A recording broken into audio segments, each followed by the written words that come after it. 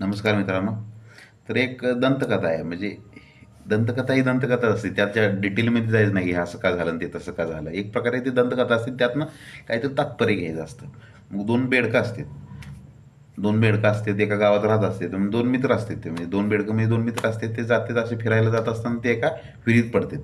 विहिरीत पडतात आणि त्यातला एक बेडूक असतोय तो बहिरा असतोय. दुसरा असतो ते चांगला असतोय, तंदुरुस्त असतोय. मग दोघंजण विहिरीत पडतात. त्यांना तर एकतर बाहेर पडायचं असते. आतनं आवाज दिला तर ते बाहेर ऐकू जात नसते.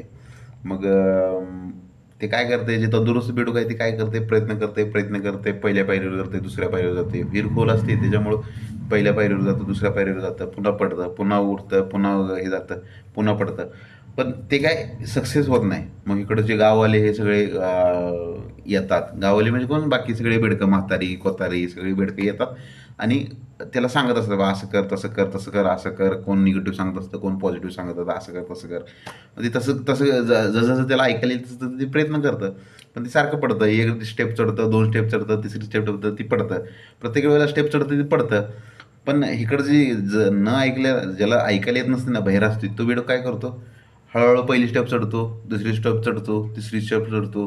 असं चढत चढत चढत जातून एकदम बाहेर पार करतो.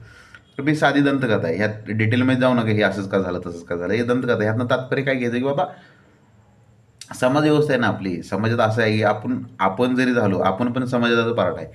समाजात कसं केलं आहे की समाज व्यवस्था अशी बनली आहे की बाबा, काही जरी असेल निगेटिव्ह गोष्टीला जास्त आपण भाव देतो. समजा तिथे 100 लोक असतील, तर 100 लोकातली अशी म्हणजे आपला साचाच असा तयार झाला समाजाचा, की त्यातली 70% तर लोक निगेटिव्ह बोलणार आहे. बाबा तो आता काही खरं नाही, तू विहिरीतनं बाहेर पडू शकत नाही, किंवा लयच खोल विहीर आहे, तू पाय घसरून पडणार, असं तसं पडणार. मग त्या ती जी तो जो बेडूक होता, जो तंदुरुस्त बेडूक होता, त्याच्या मनावरती त्याला ऐकायला गेलं, त्याच्या मनावर तसा तो परिणाम झाला.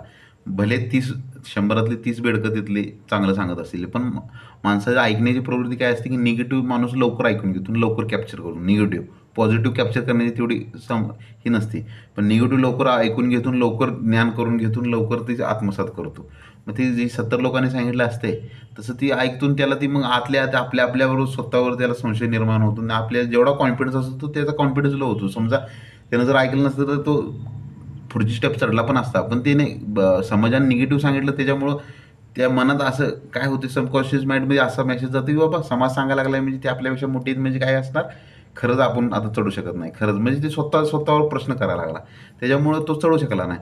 आणि बहिऱ्याच्या बाबतीत काय झालं तर ते किती लोक सांगत होते, 100 लोक असतील, 200 लोक असतील, किती सांगत होते ते ना, ती किती पण बोलली असली तर त्याला ऐकू जात नव्हतं ना. त्याच्यामुळं ऐकू जात नव्हतं तर तो त्याला काही ऐकू जात नव्हतं. त्याला निगेटिव्ह कळलं नाही, पॉझिटिव्ह कळलं नाही. त्यानं काय केलं, फक्त ते बोलायला लागलेत, बोलू दे, मला काय ऐकू येत नाही. त्यानं फक्त त्या प्रोसेसवर फोकस केला. प्रोसेसवर फोकस केलं, पहिल्या स्टेपवर फोकस केलं, दुसऱ्या स्टेपवर फोकस केलं, तिसऱ्या स्टेपवर फोकस केला. असं स्वतःवर फोकस केलं. त्यानं स्वतःचा जे कॉन्फिडन्स आहे त्याचा लूज झाला नाही. कारण की त्यानं काय ऐकलंच नाही. समाजाचं काय ऐकलंच नाही. निगेटिव्ह बाजू ऐकलीच नाही. पॉझिटिव्ह बाजू ऐकलीच नाही. त्यानं जी स्वतःला वाटलं ती करत गेला. प्रोसेसवर विश्वास ठेवत गेला. हळूहळू वर चढत गेला आणि तो विहिरीतनं बाहेर पडला. म्हणजे तात्पर्य हेच आहे की बाबा, समाज समाज व्यवस्थाच अशी बनली की बाबा, निगेटिव्ह बाजू, निगेटिव्ह गोष्टी ह्या समाजातनं लवकरात लवकर कॅप्चर आपण करून घेतो आणि पॉझिटिव्ह गोष्टी आपल्याला कॅप्चर करता येत नाहीत. खरं तर माणसानं कसं असलं पाहिजे, मधमाशीसारखं असलं पाहिजे. जिथं पण जाईल, कुठं पण बसेल. बघा ना तुम्ही, हौदावरती शेवाळ साठलेलं असतं. जिथनं नळातनं पाणी येतं तिथनं हौदावर शेवाळ साठलेलं असतं. त्या शेवाळावर सुद्धा मधमाशी बसली म्हणजे एक प्रकारे घाणच एरिया असतो ती. त्या शेवाळावर जरी मधमाशी बसली तरीसुद्धा ती काय करते, मधच उचलते आणि ती जाऊन पोळ्यावर ठेवते आणि त्या पोळ्याला मग मधच तयार होतो. म्हणजे तुम्ही कुठं पण राहा, कुठल्या पण समाजात राहा, माणसानं खरं तर तसं असलं पाहिजे की बाबा, काय पण करा, पण घेताना फक्त चांगलंच घ्या, पॉझिटिव्ह घ्या. पण तसं नाही. 95% लोकं फक्त निगेटिव्ह घेणार. 4-5% किंवा 2-3% लोक असे आहेत की फक्त पॉझिटिव्ह घेतील. मग विषय काय आहे की असल्या समाजात राहण्यापेक्षा, जिथं निगेटिव्हिटी जास्त वाढवतोय समाज, तसल्या समाजात राहण्यापेक्षा एकलकोंड राहणं खूप गरजेचं आहे.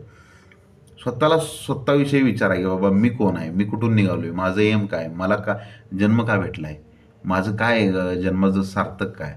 ही स्वतःला स्वतः प्रश्न विचारा. ही निगेटिव्ह बाहेरच्या जगामध्ये निगेटिव्ह जाण्यापेक्षा स्वतःला हे विचारा. एकलकोंड राहावा, निसर्गात राहावा, स्वतःला काही प्रश्न विचारा. प्रत्येक गोष्ट ॲक्सेप्ट करू नका. त्या गोष्टीला प्रश्न विचारायची सवय लागली पाहिजे की बाबा, हे असं आहे तर हे तसं का नाही, हे तसं आहे तर हे असं का नाही, किंवा खरं ही जी चक्र फिरायला लागली कशामुळे फिरायला लागली, आपल्याला काय आहे, नुसतं 2 टाईमचं जेवणं आणि जॉबला जाणं किंवा काम करणं म्हणजे जिंदगी आहे का? ह्याच्या पुढे जाऊन जिंदगी काय आहे ही स्वतःला विचारा. आणि अशा टाईपनंच तुम्ही जर स्वतःला मी म्हणजे काय, स्व म्हणजे काय, आत्मा म्हणजे काय हे विचार केले तर तुम्हाला उलगडत जातील, पत्ते उलगडत जातील आणि तुम्हाला खरं जीवनाचं व्हॅल्यू कळेल. ना की समाजात राहून तुम्हाला स्वतःविषयी ज्ञान मिळणार आहे. मग ह्या गोष्टीचं एवढं तात्पर्य आहे की चार जगांची मतं ऐकायची, पण फक्त मधमाशीवानी काम करायचं. फक्त जे चांगलं आहे तेच उचलायचं आणि जे वाईट आहे ते तिथंच सोडायचं. कुठं पण जावा तुम्ही. बारमध्ये जरी गेला तर तिथं जी चांगल्या गोष्टी द्या त्याच उचला.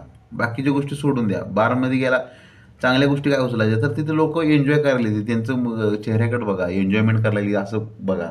मग तुम्ही मनात एवढं घ्या की बाबा हे बारमध्ये लोक येऊन एन्जॉयमेंट करायला लागले तर आपण वेगळ्या प्रकारे एन्जॉयमेंट करू शकतो. ही सुद्धा एक मोटिवेशनच आहे. असं प्रकारे मोटिवेशन घ्या. कुठं पण बसा पण मदत उचला. अशा प्रकारे मोटिवेशन घेत चला आणि परफेक्ट बनण्याचा प्रयत्न करा. आज ना उद्या तुम्ही केव्हा ना केव्हा 10 वर्षांनी का तुम्ही परफेक्ट बनचाला. पण स्टार्ट ह्या छोट्या-छोट्या गोष्टीतनं करावं लागते. जर तुम्ही स्टार्टच केला नाही तर कधी परफेक्ट होऊ शकत नाही. व्हिडिओ आवडला तर लाईक करा, फॉलो करा, शेअर करा, सबस्क्राईब करा.